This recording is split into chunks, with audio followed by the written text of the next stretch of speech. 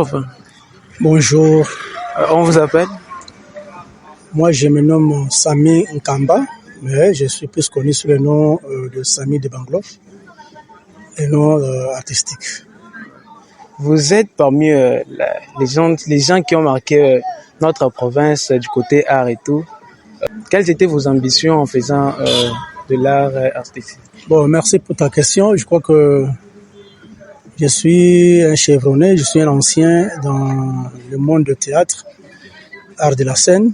Je n'ai pas commencé ici en Bujumbura, j'ai commencé depuis Lubumbashi. Donc je crois avoir déjà totalisé 35 ans de carrière. Donc je ne veux que de ça. Donc vous savez que le théâtre, moi j'ai toujours défini le théâtre comme étant une réalité que nous vivons avec vous. Mais connaissez un peu d'exagérer en mettant un peu des ingrédients pour rendre ça un peu... pour donner le goût aux gens, de pouvoir écouter à travers le théâtre. Nous savons que nous communiquons, nous informons et puis nous éduquons aussi. Donc le théâtre, c'est le moyen maintenant le plus sûr pour le moment pour communiquer aux gens et puis pour transformer même, arriver même à faire le changement du comportement de notre population. Quels étaient les obstacles que vous avez un peu croisés sur ces chemins? Les obstacles sont légion, vous savez. Le premier obstacle d'abord, c'est la considération d'abord de la part du public qui a l'habitude de nous suivre.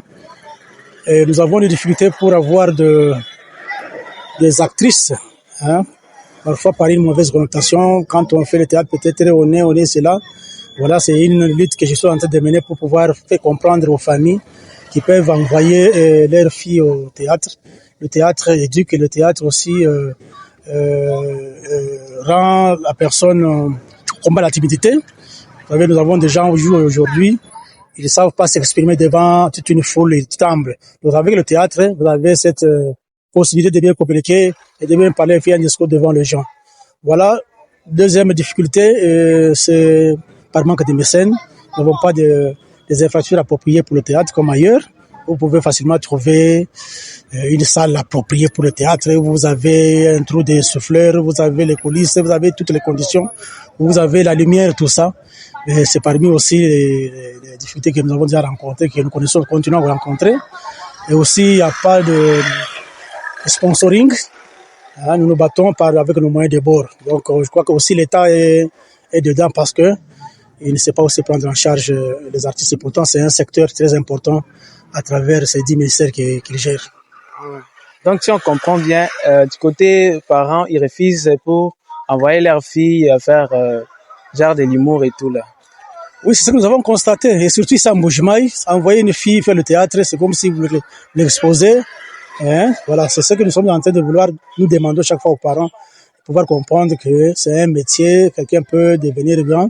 Il y a l'université qui forme les artistes.